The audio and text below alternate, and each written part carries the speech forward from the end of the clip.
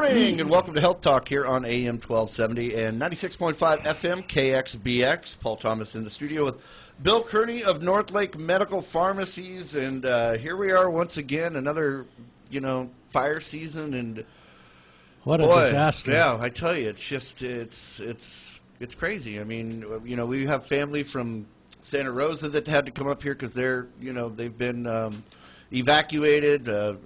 People are on the, the Clear Lake side of the lake are dealing with it. The Mendocino fire. It's like all four corners around us, we're surrounded.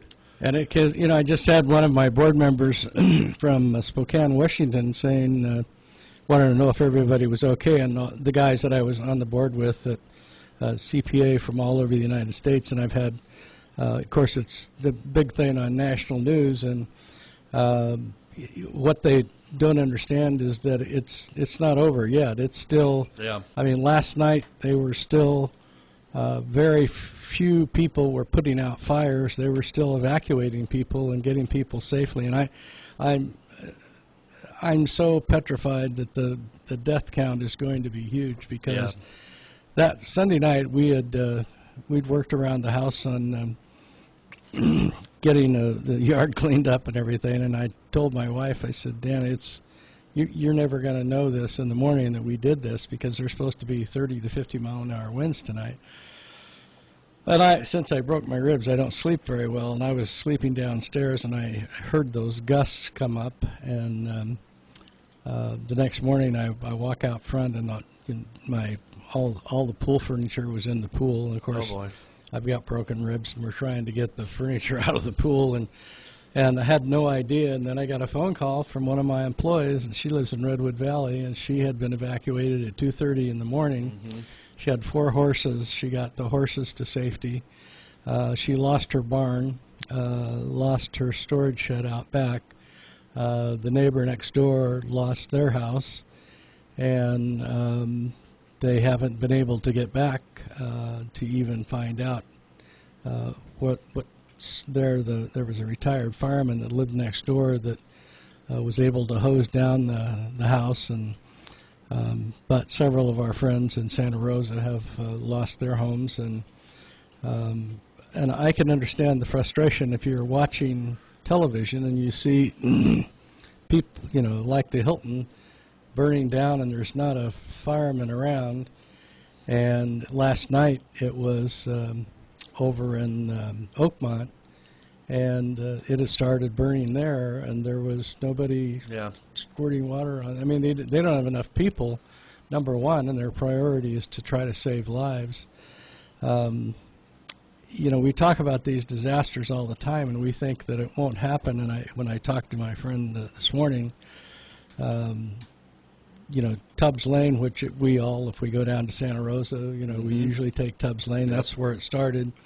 A power cable came down, and it went over the hill overnight, just like it did up here, and 20,000 acres just was gone overnight. Then it went into, it started going over Safari West and all those places. The poor guy at Safari West sent all his employees home, and he put 10 garden hoses together, and he watered down the place, saved all the animals, and lost his own home, which is, we know the gentleman, and he lives on top of the hill, a beautiful home, and it's gone. And there isn't, the containment. I think Clear Lake was the highest containment last night, which was 10%. All the rest of them are 0 or 3% or 2%. And these winds, first thing this morning, they came up again. And I tried to open my door last night, and I had to close it at 2 o'clock in the morning. I hadn't been to sleep yet. And, the smoke was coming in so bad, and yesterday when we got up, we couldn't even see the lake, and we live on the lake. So it's quite a scary thing, and of course some of my topics have changed considerably from what I initially was going to talk about. But the wildfires have been something that we've experienced every every fall in California, and Northern California seems to be as bad, if not worse, than Southern California, and right now it's worse. But we have a lot of people that live up here that are retired, that are on lots of medications, and a lot of them have breathing difficulties.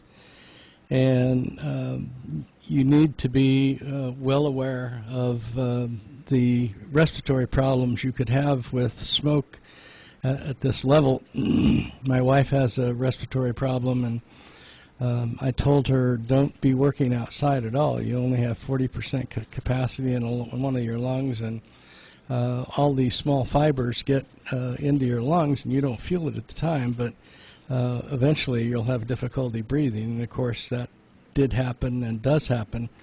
And since I've been injured, she wants to make sure that she gets all my chores done as well as hers, and I worry about her a lot because she's one of those people that just keeps going.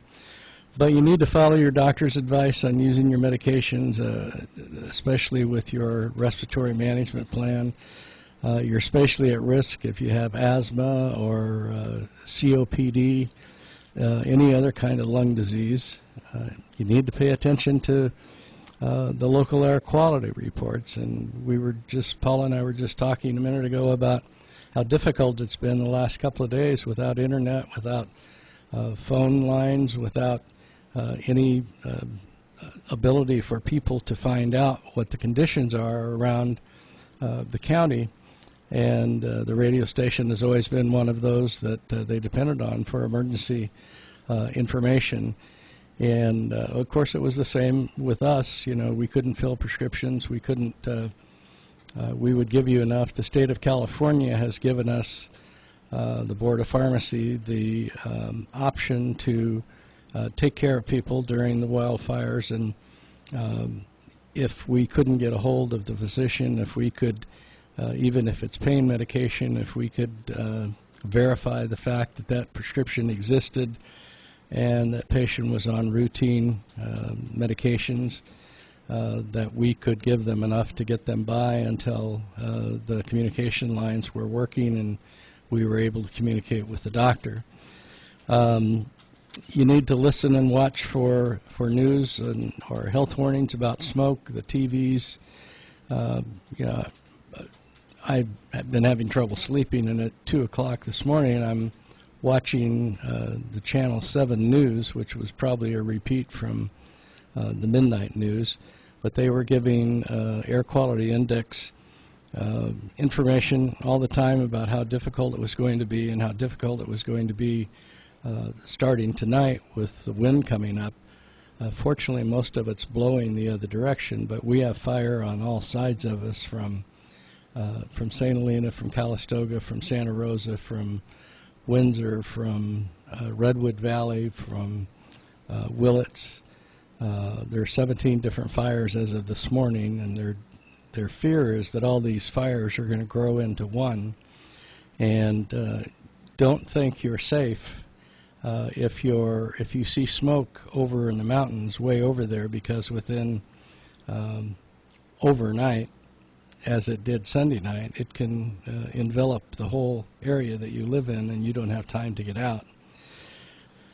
If you're advised to stay indoors, keep indoors and keep the air as clean as possible.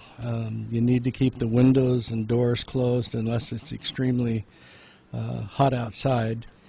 But and that's one of the things that, as we live in rural settings like this, we're used to keeping the doors and windows open, especially in the beautiful weather and like Indian summer. So if you have an air conditioner, run it. Keep the fresh air intake closed and the filter clean to prevent the outdoor smoke from getting inside. And for God's sakes, don't do what I did and leave the door open when you go to bed at night, and then as the wind shift changes, all that smoke blows back into the house, and it doesn't get out of the house easily. And if you evacuate, you take what you can. If you leave without your medication, there are ways to get you the medication. We're working with the shelters. We're working with tribal health. We're working with hospice. and Dr. Donda also, as they visit the evacuation centers, and we have offered to participate in taking care of people's medical needs until we can go through the formal channel. So, and then when you come home, you need to be very careful about the same safety measures that you would take if there was an emergency. These fires are long acting. They're coming fast. They're lighting trees on fire. Those stumps will probably smoke and burn for another 10 days. And I happened to watch the video of the guy from Safari West, and he had put out just the stumps, and he said, then I decided that I was using too many of our resources, and I wouldn't have water for the animals, so I quit putting out the tree stumps. And he said, being mindful that if the wind comes up and blows the other direction, that we were going to be in trouble, but you have to use common sense. Don't drink and drive. We have a problem with that in this county anyway. And I know it's tempting if you've lost a good amount of everything that you own. It's depressing, it's shocking, but if you need to get from point A to point B and there's no other way to do it than drive, then stay away from the alcohol. We have gone over many times what we want you to do to prepare for a disaster, and one of those is, of course, make a list of all your medications. It's very difficult for us when I had a person that came in yesterday and wanted to know what this pill was, and they had somebody hired working for them, and he had to leave because of the fire, and they found this pill. And they thought that perhaps it was a controlled substance. It ended up being an over-the-counter Benadryl tablet. But you need to be able to describe the medication. You need to be able to tell us what it is. You can't just say this blue pill for high blood pressure, or this yellow pill for thyroid, or this white oblong pill that's divided for my blood pressure. And you have to know what the drugs are and what they do. I know there's a tremendous amount of frustration with the healthcare system right now, and it only gets more distressed as we get into situations like this where hospitals have to evacuate, residential care places have to evacuate, skilled nursing centers have to evacuate, and they try to put people in the like areas in different communities. But some of these are just people that are next door, and you both had to move out, and you find a shelter, and you find out you don't have any medication. That's when we try to get involved with you and figure out what you're taking and try to call your physician. Like Monday, we couldn't call anybody. We didn't have phone service. We didn't have internet. We didn't have power at our house, so it was almost impossible to communicate. And as you try to communicate on cell lines now, especially north of here and in the Willits area and Potter Valley, Redwood Valley, over half of the cell towers are gone, burned down.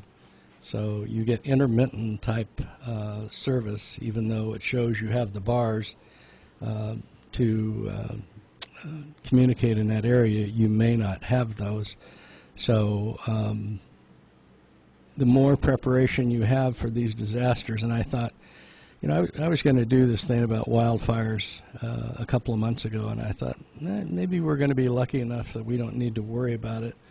And then lo and behold, it happens. And it's probably one of the worst. I think it's one of the top 5 fires ever in California, and it'll probably be one of the top fires for loss of homes and probably lives. in the history of this country. We're into flu season now. We've got we're giving flu shots every day. We're going to have a clinic. I didn't bring my calendar, but I think it's the 26th or 25th. It's on a Wednesday in October, and it'll be from 1 in the afternoon till 4 or 5. One of my pharmacists, Diane, is going to be giving the shots. You don't need to make an appointment. And you can get your flu shot any time from us if you'd rather wait till a time when that's all we're doing, because sometimes you have to wait. For example, right now, we're very busy, and Larry's running the counter, and sometimes he, you know, the people that bring their prescriptions in need it filled right now. And if I'm not there to give the shots, he has to give them, and sometimes he's too busy to do that. So don't give up. Just doesn't cost you anything if you're on. Most insurances don't charge anything for the flu shot. We give the quadrivalent shot at the one in Bruno's, outside of Bruno's. So it has 4 strains instead of 3 strains. Walk in.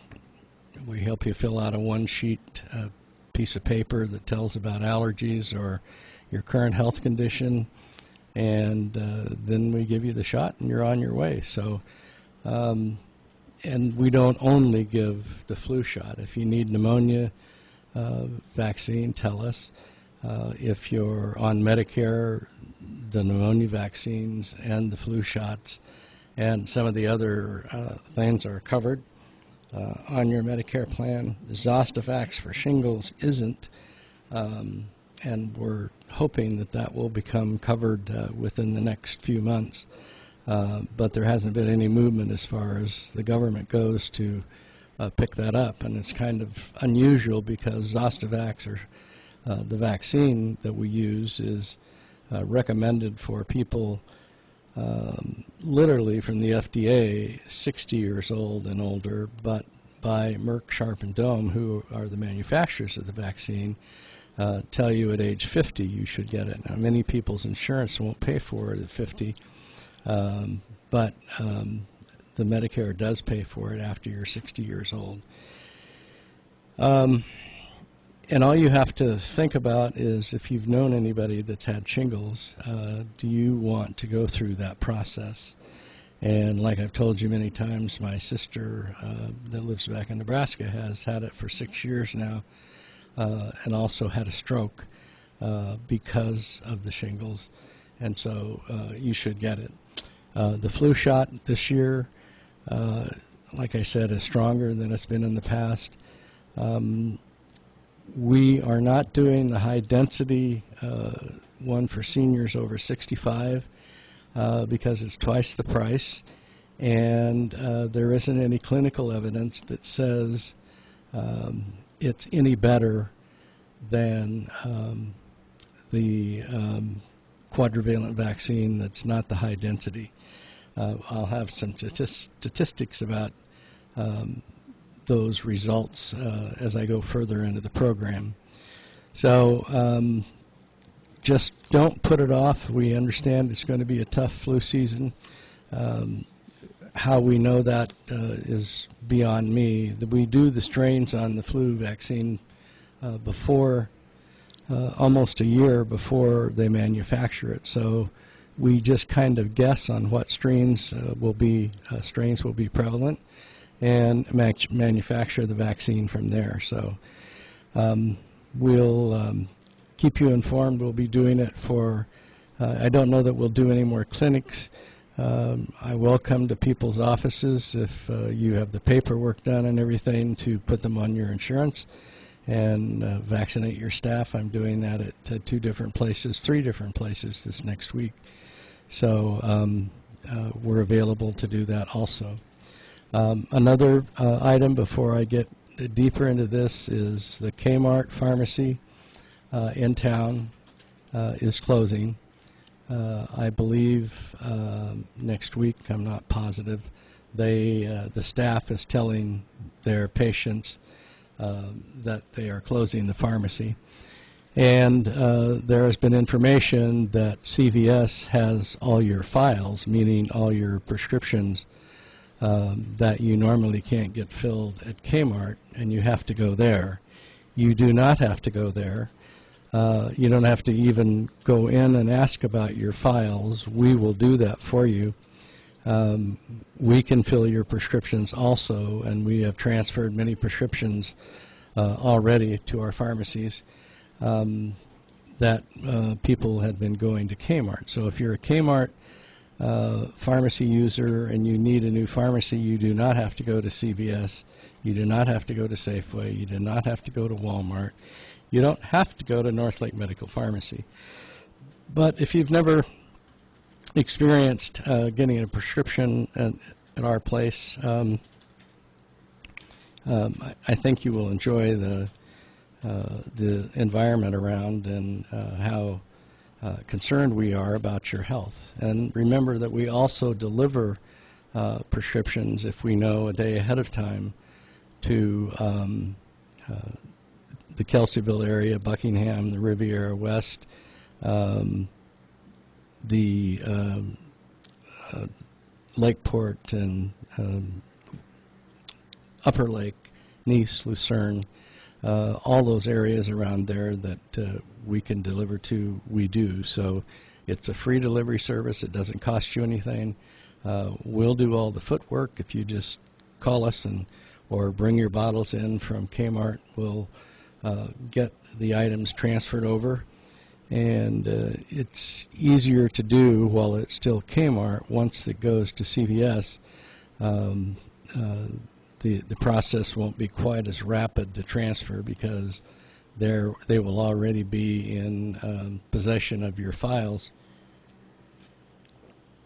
But we can still get them for you. It's not a problem for us. Just want to let you know that. I debated whether to talk about this or not, but it kind of has to do with the effectiveness of a medication. And there's two ways that they address the effectiveness. One is the risk involved, and the other is the benefit. And there's an absolute risk and a relative risk. And they kind of convey a very different message, even though they're based on the same results. Relative risks explains the chance of an outcome in the treatment versus the control group, meaning there's two groups. One group they all think they're getting the shot, but only one group does. It sounds more impressive. The absolute risk tells the actual difference in the outcomes, and it often is much smaller. But, for example, a statin can reduce the relative risk of a first heart attack by 25%. Now, that's a pretty big number, 25%. But that turns out to be an absolute difference of only 2.9% from 12.2%. Of patients not on a statin. So you may also hear that statins increase the risk of diabetes by about 9%. But the difference between absolute risk and relative risk ends up being 4.9%. I don't expect you to remember this, but just remember when you hear these terms, the meaning is not the same at all.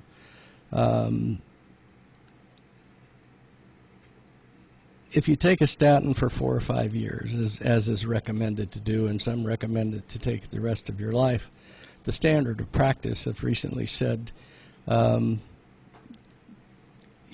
same as with osteoporosis type medication. Take it for 5 years and then don't worry about it, or take it until you're the age 70, and then there's no reason to continue taking it. You're at risk for many more things other than what the cardiovascular risk you'll have by taking a statin. Taking a statin for 4 to 5 years may prevent one cardiovascular event in 35 patients. and at the cost of diabetes in 1 in 250. That makes it seem a lot less able to cause a problem like that by taking the medication, and a more positive outcome for the medication and a lower risk. So we'll just kind of see where that goes. That's a little complicated for a lay medical person that is not involved in healthcare. It's difficult for me, even though I took 5 years of math in college. I don't communicate well with percentages and absolute versus relative risks of medications. You're going to hear a lot more about how to treat high blood pressure or hypertension in children and adolescents. About 1 in 30 excuse me, otherwise healthy kids have hypertension. The number keeps bumping up for overweight, obese kids. They are considered hypertensive if their blood pressure is at the 95th percentile or higher for their age, sex, and height. 130 over 80 or higher for teens 13 and older. Of course, you want to get everybody on board, the whole family, and try to take the healthy approach, which they call the 5-2-1-0. And it's 5 or more fruits and vegetables. This is nothing that you haven't heard from us for many, many times. 2 hours maximal recreational screen time, so no more than 2 hours in front of the TV or the computer. And 1 hour more of physical activity, and 0 sugary drinks, and drinking more water every day. Doesn't sound too tough. The tough ones are going to be the screen time with people.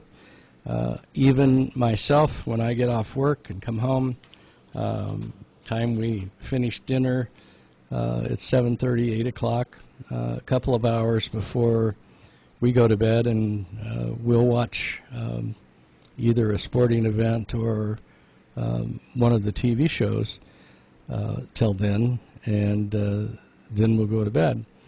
So that's my 2 hours. And if nights like I had last night and didn't sleep, I thought maybe I should have not watched more than the 2 hours last night. And so then what do I do but turn the television on and think maybe it'll make me tired. And at 3 o'clock this morning I realized I have to get up at 5 and hadn't been to sleep yet. So there's all kinds of drugs for kids to use in adolescence. They usually start with an ACE inhibitor like lisinopril. We don't do those for teenage girls because those are linked. ACE inhibitors and ARBs, which is an angioretention blocker, are linked to severe fetal toxicity, meaning there's a tremendous chance that if the gal gets pregnant, that she'll have a child that's going to have a deficiency. But thiazide diuretics, which are things like Maxide and HCTZ, are relatively effective, and beta blockers as an alternative. We'll talk a little bit about beta blockers and how the beta blockers aren't as effective, some of them, as we once thought, and how we've eliminated using them in a lot of situations, and not a beta blocker per se, but a different beta blocker than we were used to using. We're going to take a break, and when we come back, we're going to talk a little bit about those beta blockers and which ones are better for you and which ones aren't as effective. Hi, my name is Bill Kearney, pharmacist and owner of North Lake Medical Pharmacies. Do you take non-prescription medications to relieve your headache, fever, or arthritis? If so, you're not alone. Americans consume more than 50 billion non-prescription over-the-counter medications each year. When taken as directed, they are safe and effective, but they're still serious medications. At Northlake Medical Pharmacy, our pharmacists want you to know they are always available to talk to you about your medications, including over-the-counter medications. So talk to our pharmacists for your good health. We also want you to know that we care about your health. By working together with our pharmacists, you can get the most out of the medications that help make you feel better when you're sick or help keep you healthy. So remember, talk to our pharmacists for your good health. Northlake Medical Pharmacies, with 2 locations to serve you, on Hill Road next to Sutter Lakeside Hospital, and outside the Bruno Shop Smart at 347 Lakeport Boulevard. This is the Caltrans Road Information Bulletin for Lake and Mendocino County State Highways for the week beginning Friday, October 6th. In Lake County on Route 29 near Oak Grove Avenue, weekdays expect 5-minute delays, and near Coal Creek Road, weekdays expect 5-minute delays there as well. On 175 near Arroyo Vista Road, weekdays expect 5-minute delays. In Mendocino County on Route 1 north of Crispin Road, weekdays expect 5-minute delays. On Route 20 near Little Lake Road, weekdays expect 5-minute delays. On Highway 101 from the Crawford Creek Bridge to the Dora Creek Bridge, expect weekday delays in multiple locations. On 128 near Mountain House Road, weekdays, a company could cause 5-minute delays. On 162 west of Pukini, weekdays, expect 10-minute delays. On 175 near the Lake County line, expect 30-minute delays. On 253 near Singley Cattle Pass, expect 15-minute delays weekdays. And on 271 at Piercy, it'll be fully closed. You can detour onto 101. Like us on Facebook for more updates and info on the type of work we're doing. That's Caltrans, District 1.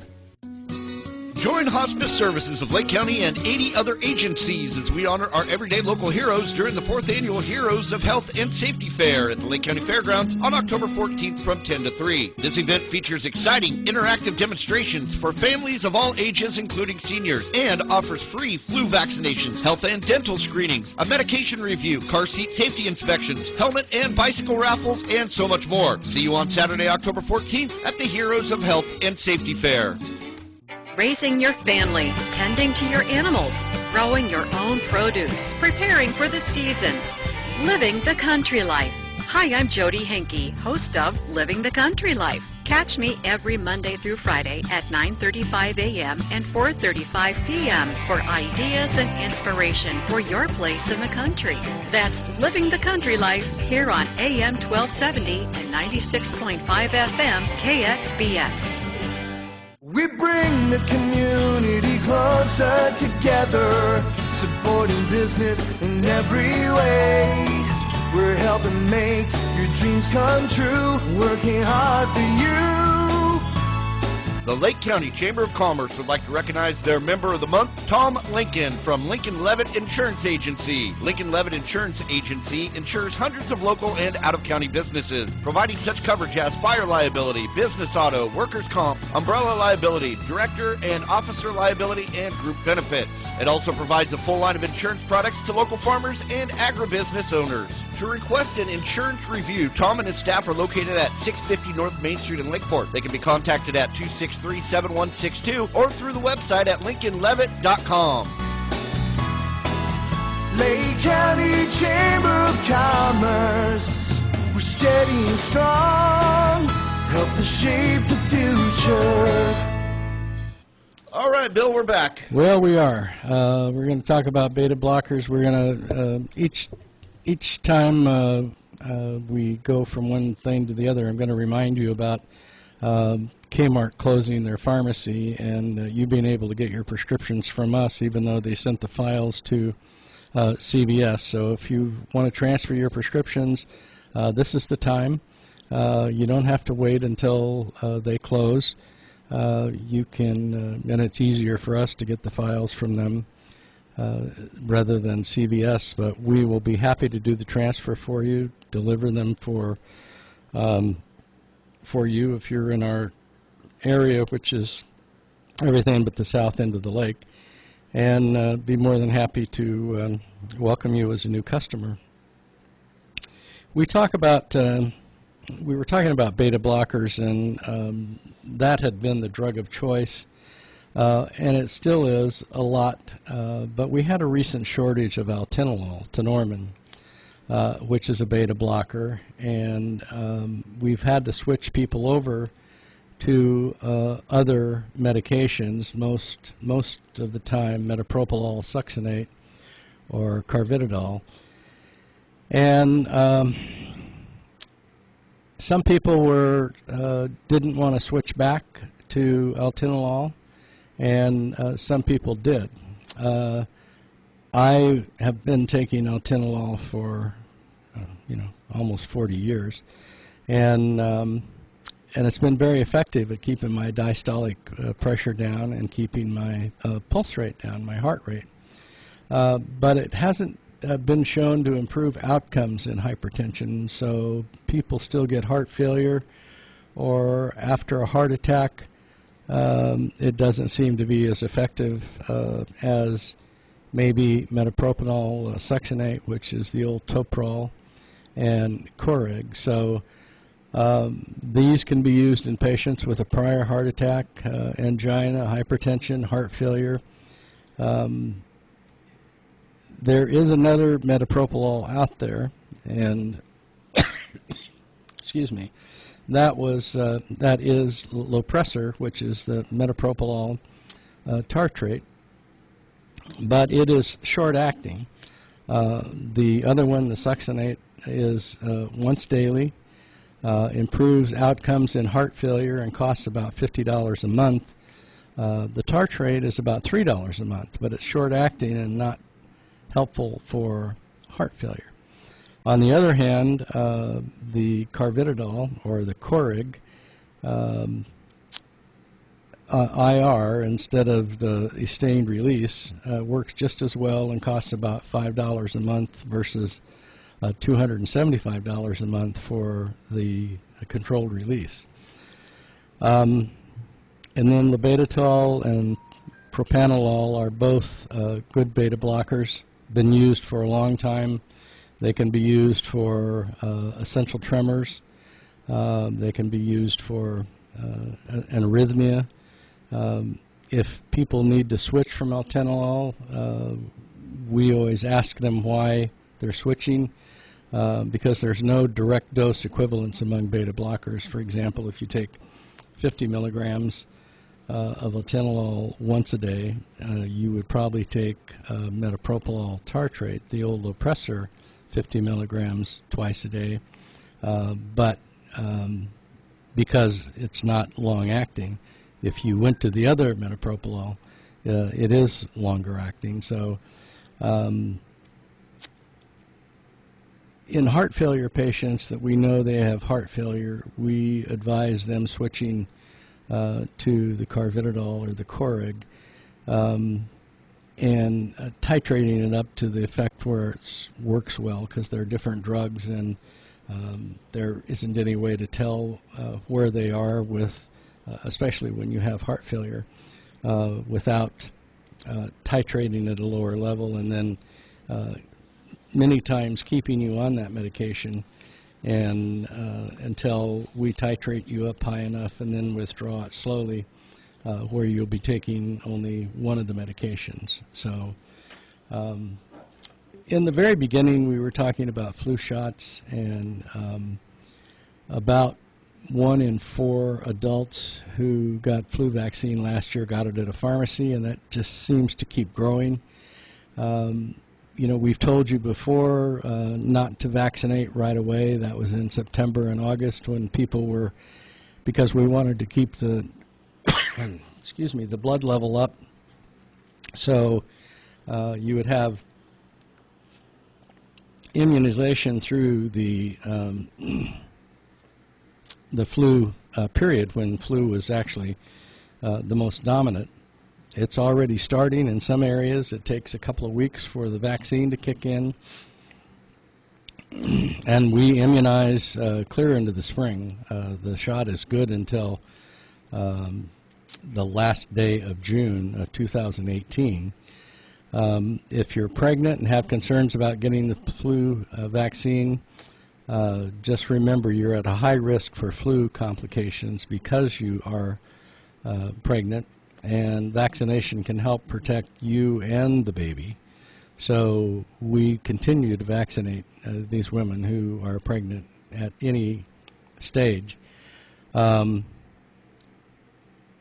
any appropriate flu vaccine. If all the pharmacy has is trivalent, get the trivalent. We did not order the Fluzone high dose. It seems to prevent maybe one more case of flu every 250 patients versus the standard trivalent. When it comes to comparing with the quadrivalent, there's not a lot of clinical support that says that it works, that the high dose works any better. And many more people that get the high dose flu vaccine have more fever, more aches, more local reactions. So there's, we chose not to do the high dose Fluzone this year because of the potential to have side effects. And remember, when you come in to get the flu shot, and I know needles are kind of terrifying to a lot of people, but you need to relax that arm just as much as you can. I had a lady yesterday that was brand new to getting flu shots, and I said, I just relax your arm. And she said, I have. And I said, no, you haven't. And I tried to get her to relax, and I couldn't. I stuck the needle in, and she said, that hurt. And I said, well, normally it doesn't hurt. So I said, because you were tensed up when I gave you, that constricts the blood vessels in your muscles, and now it's going to be sore in the morning when you get up because of doing some damage when we went in there. So she understood, and she was expecting that today, and I'm going to call her when I get off the air and make sure that she's okay. We do a quadrivalent vaccine for kids and younger adults and older adults. It contains an additional B strain, and children might be at higher risk for complications from those B strains. So we bought a vaccine just for kids from 3 to 18 that would cover them and still have that additional strain. Like I say, for seniors, the high dose vaccine only prevents about 1 in 250 people, plus it is much more expensive, and it is the chance of having more side effects such as fevers, aches, and local reactions. So it's too soon to say how some of these new vaccines compares to the old trivalent vaccines, or how the trivalent compares to the quadrivalent. But the one thing that you need to know, and one of the patients I gave an injection to yesterday said, now, do I expect a fever in the morning? And I said, no, not really. The flu-like symptoms can be due to other illnesses, or patients may have gotten the flu before they became fully protective. So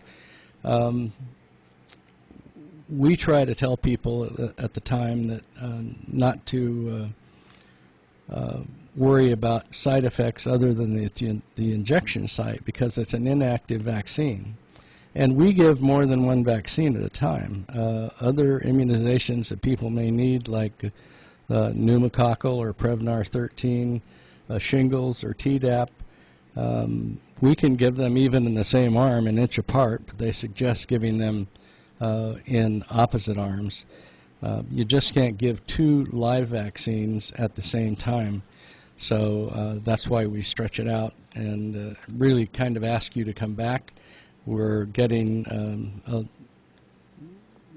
no sense in putting you at risk for side effects that may not be able to be handled if we do it all at one time. So, and we're supposed to know every shot that you've had. There is a website, KAIR2, and it is supposed to make an electronic record of every shot that we give.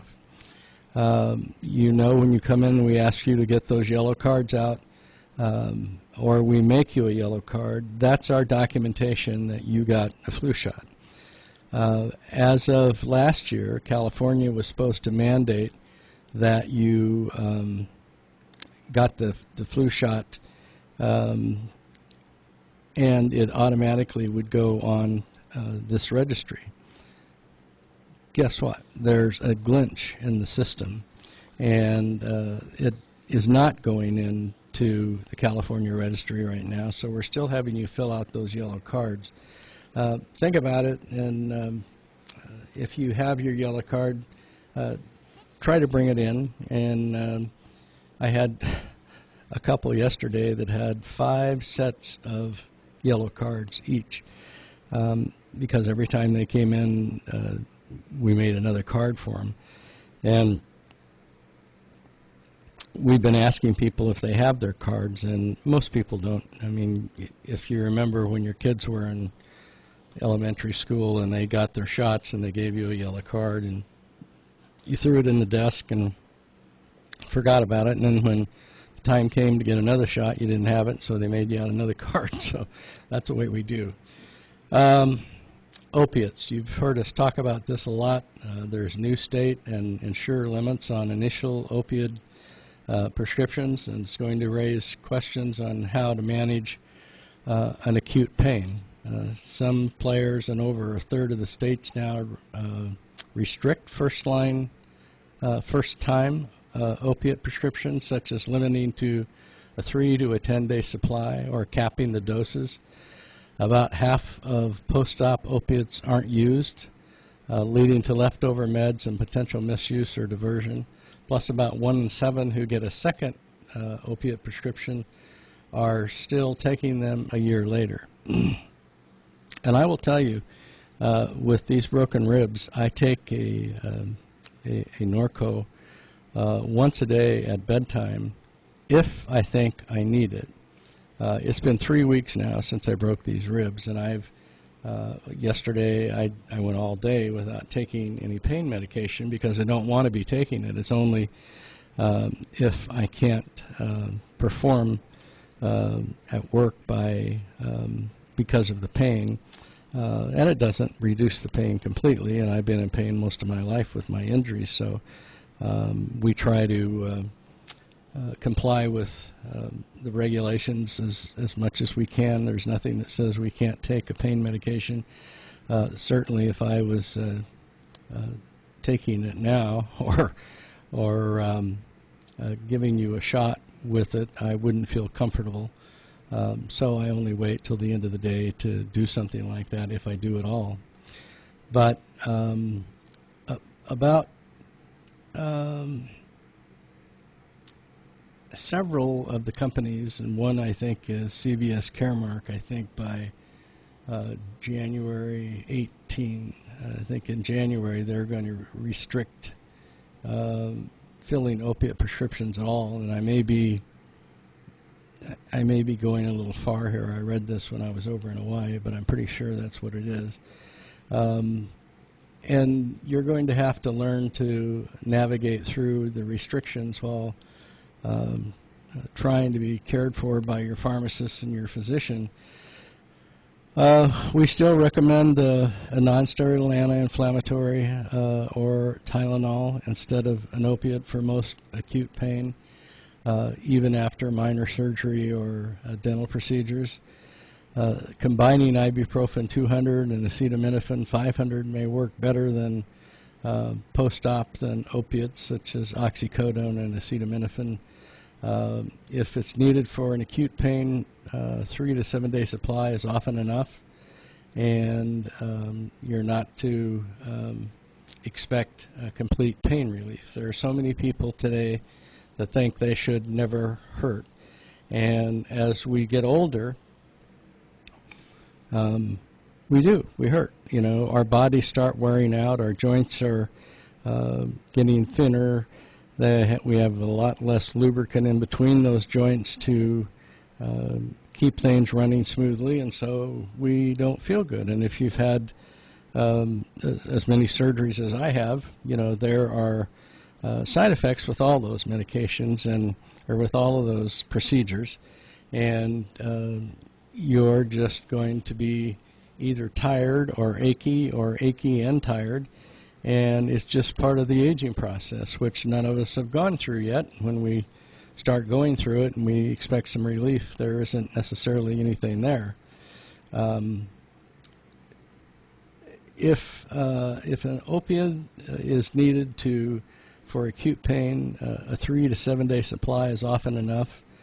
And if you have a low dose of a short-acting product, for example, a prescription for hydrocodone and acetaminophen 5-325, 1 every 6 hours PRN gives up to 20 morphine milligram equivalents, meaning that's the same as taking a morphine 20 milligram instant release.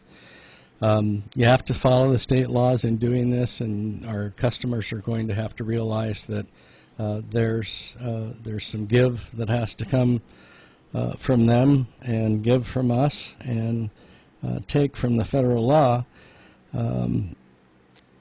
Usually when somebody comes in and says, don't run it through my insurance company, there's a reason. Either you didn't want it to go through your insurance company as a matter of record, or you're doing polypharmacy, you're getting the prescription at more than one place. So just remember that it's going to be more and more difficult to get the medication. The channels are going to be more and more restricted, and unfortunately we have to come up with an alternative plan where you can get an alternative treatment or alternative medication to help you out in situations like this with broken ribs. So we are working towards, as you know, we had to give up our compounding because of a ruling called USP 800. And that was that we had to run our laboratory as if it was a sterile laboratory. And it was $150,000 to do the structural process to make our pharmacy a sterile pharmacy. And we didn't do and don't do sterile prescriptions. Keeping in mind, sterile prescriptions are things that you would put in your eye, injectables, those kind of things that are more commonly given off the shelf. And but when it comes to hospice and some of these special needs, we have to manufacture a product that's equivalent. So what happened was, in January of 2017, the state of California, the Board of Pharmacy said USP 800 is coming in, and it's not due in other parts of the United States until July 1st of 2018. For all the California pharmacies, it is effective January 1st, 2017. So immediately we had to stop compounding, sold our compounding equipment to one of my friends in Ukiah. And lo and behold, and we had questioned them through our compounding company,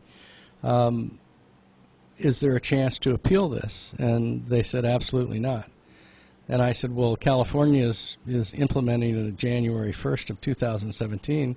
The rest of the United States is in July of 2018. And they said, no, it will not be appealed. You cannot get any kind of, unless you get a construction waiver, so while you're building your $150,000 structure.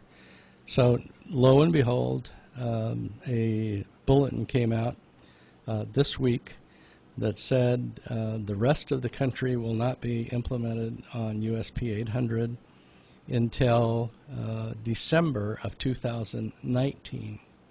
So we will have lost 17, 18, and 19 of being able to take care of our customers that were getting prescriptions from us, hormone replacement therapy, pain medications, thyroid medications, topical creams, suppositories, you name it, we did it. And we had one of the finest, and still do, one of the finest pharmacy technicians.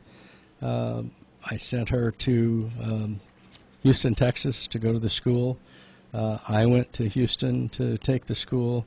Another one of my employees who's no longer with me went to Houston also to take the school. So there were 3 of us that went back to the old way of manufacturing medications until January of this year. When I read this, I thought, you know, how could they take that away from us? And they're taking a lot of different things away from us that if we're true professionals, they should allow us to do that. And their big reason for the compounding thing was hazardous drugs. You need a bigger hood, flow hood, to take away all the bacteria and the medications that could be toxic to you. And we only had 5 drugs on the hazardous drug list, and we still had to remove our compounding process. So it didn't set well with me when we had to stop this, and they're already out finding stores that didn't stop it, even though in the rest of the country it's not going to go live until December of 2019. I want to review again about the wildfires, especially here and down in the Santa Rosa area and up north. Follow your doctor's advice on using your medications, about your respiratory system. You're especially at risk if you have asthma, COPD, or other lung disease. Watch your health warnings about smoke. Listen to your radio about air quality index. Pay attention to the public health messages. If you're advised to stay indoors, keep indoor air as clean as possible. Keep windows and doors closed unless it's extremely hot outside. Run an air conditioner if you have one, but keep the air intake closed and the filter clean to prevent outdoor smoke from getting inside. As you evacuate and return home, be cautious and take the same safety measures you would take when there's an emergency. So do not drink and drive. Make sure your kids are properly buckled up and in the rear seat. Now, some of the pictures that we're seeing from the evacuations in Santa Rosa, people were pretty much like the disaster in Las Vegas. They were thrown in the back of pickups, and anybody that could picked them up, Paul, and took them to facilities if they could. And then the facilities were emptied, you know, the Sutter Hospital and Kaiser. And I don't know if you heard, I heard that the Luther Burbank Center burnt down, which is... I didn't hear that it burned all the way down. I had heard that some of it had been affected. Yeah. So, well, we'd like to wish you the best of health. If you need anything from us, give us a call. We have 2 pharmacies to serve you at Hill Road across from Sutter Lakeside Hospital. Give us a call there at 263-6192. And outside the Bruno Shop Smart at 347 Lakeport Boulevard, give us a call there at 263-1328. Thank you, Paul. thanks, Bill, and we'll see everybody back here again next Wednesday at 10 a.m. for Health Talk right here on AM 1270 and 96.5 FM KXVX Lakeport.